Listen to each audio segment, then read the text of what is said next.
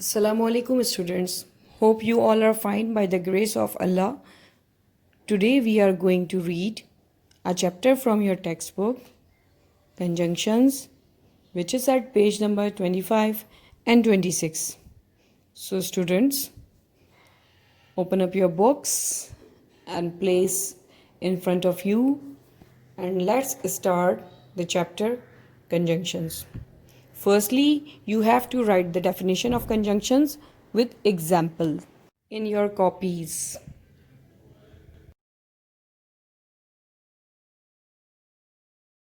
Students, at page number 25, we have our chapter Conjunctions. Definition of conjunctions. Conjunctions are joining words. They can be used to join two or more words or sentences together. You have learned how to use the two conjunctions and but.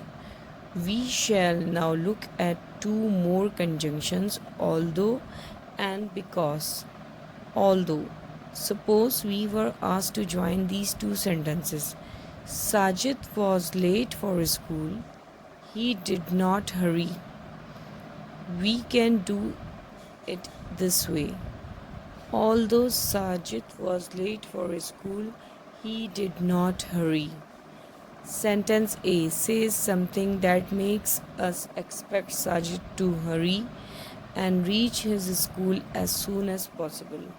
But sentence B says something that is opposite of what we expect. We can use although or even though to join two such sentences. Look at these examples. It was raining. The players went on playing. Although it was raining, the players went on playing. Though it was raining, the players went on playing. Next example, Nasir was hungry. He refused to eat anything. Although Nasir was hungry, he refused to eat anything. Note that we can also use but to join the above sentence. Because, the use of because. Let us now try and join these two sentences. Sarah switched on the light. It was getting dark. Sentence A says Sarah did and sentence B explains or gives the reason. At page number 26, why Sarah did what she did? We can join two sentences with because. Sarah switched on the light because it was getting dark. When one sentence says that somebody has done something or something has happened and another gives the reason for it or explains why, the two can be joined by using because. Amir started running. He was late. Amir started running because he was late. Sadia was sorry.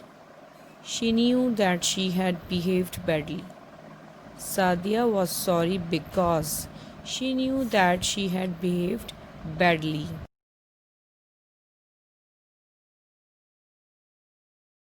Conjunctions students, conjunctions जो होते हैं joining words होते हैं जो किसी भी दो sentences को ज्वाइन कर देते हैं.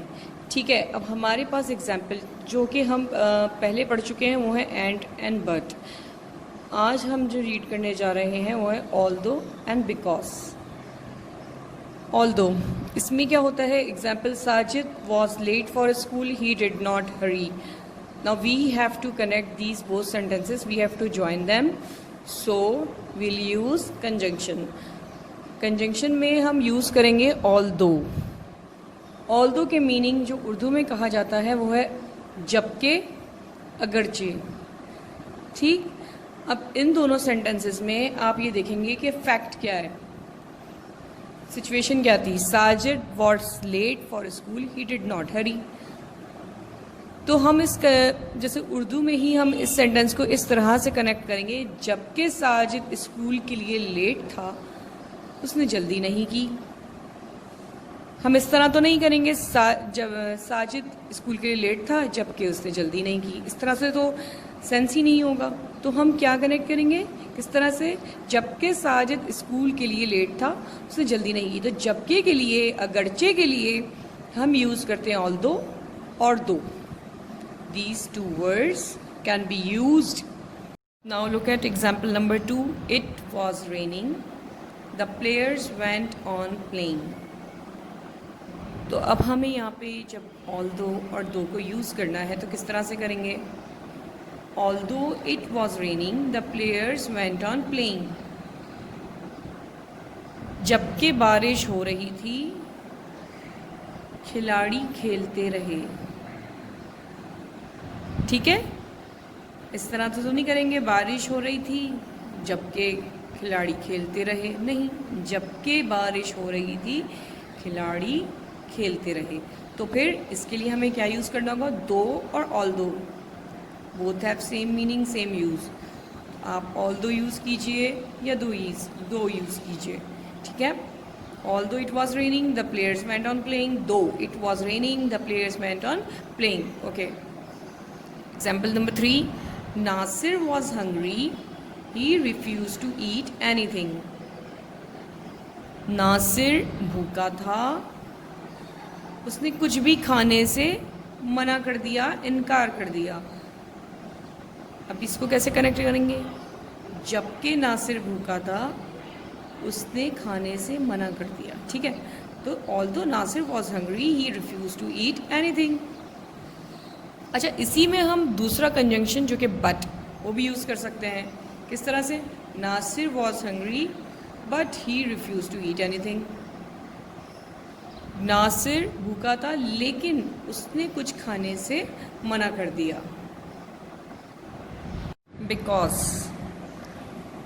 बिकॉज उन सेंटेंसेस में कनेक्ट होता है जिसमें उस सेंटेंस से पहले कनेक्ट होता है जिसमें आगे रीज़न हो, कोई वजह हो किस वजह से। जैसे कि सारा switched on the light, it was getting dark. तो रीज़न यहाँ पे आ गया, वाई सारा switched on the light, because it was getting dark. तो जहाँ पे भी रीज़न आ जाता है जैसे कि ये, वहाँ पे हम बिकॉज को कनेक्ट कर देते हैं टू सेंटेंसेस के। Now look at these examples, students. Amir started running. He was late. This is the reason. Amir started running because he was late. Amir ने दौड़ना शुरू कर दिया, वो लेट था। इन दोनों को कनेक्ट किस तरह करेंगे, आमिर ने दौड़ना शुरू कर दिया क्योंकि, बिकॉज क्योंकि वो लेट था।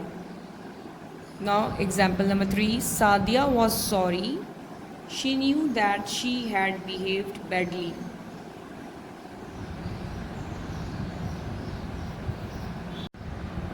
सादिया को अफसोस हुआ, उसको मालूम था कि उसने बुरा बर्ताव किया। तो सादिया को अफसोस क्यों हुआ, क्योंकि उसको मालूम था उसने बुरा बर्ताव किया। तो ये आ गया reason. She was sorry because she knew that she had behaved badly. Students, at page number 26 we have exercise join the following pairs of sentences using although or because. Do this exercise in your exercise book. Okay students, आपको ये exercise अपनी copies में करनी है, ठीक है ना। और इसमें हमें जो कंजंक्शन यूज़ करना है वो है ऑल्दो या बिकॉज, दोनों में से कोई एक जो भी सूटेबल हो जिस सेंटेंस में। लाइक फर्स्ट सेंटेंस है, Aamir has a car, he walks all the way to his office. Aamir के पास कार है, वो ऑफिस पैदल जाता है। तो इसमें आमिर हैज़ अ कार, तो ये एक आ गया fact. Although Aamir has a car, he walks all the way to his office. जबकि आमिर के पास कार है वो ऑफिस पैदल जाता है. Okay, the match was postponed, it was raining. अब यहाँ पे क्या है? The match was postponed because it was raining. Okay, the third sentence is I could not sleep, the neighbours were making too much noise. I could not sleep because the neighbors were making too much noise. मैं सो नहीं सका क्योंकि neighbours शोर मचा रहे थे. क्योंकि, because. Sentence number 4, Sajid worked hard, he did not do well in the examination. Now this is not the reason. Sajid ने मेहनत की एग्ज़ाम्स में, वो एग्ज़ाम्स में अच्छा रिज़ल्ट नहीं ला सका. डू वेल मीन्स अच्छा नहीं कर सका exams. Although Sajid worked hard, he did not do well in the examination. Although. Okay students, now sentence number 5, we were all tired, we decided to finish the work that day. This is not the reason. Although we were all tired, we decided to finish the work that day. जबकि हम सब थके हुए थे, लेकिन हमने decide कर लिया था कि हमें उसी दिन काम ख़त्म करना है. स्टूडेंट्स, स्टार्टिंग 5 सेंटेंसेस मैंने आपको बताया कि कंजंक्शंस किस तरह से यूज़ होगा.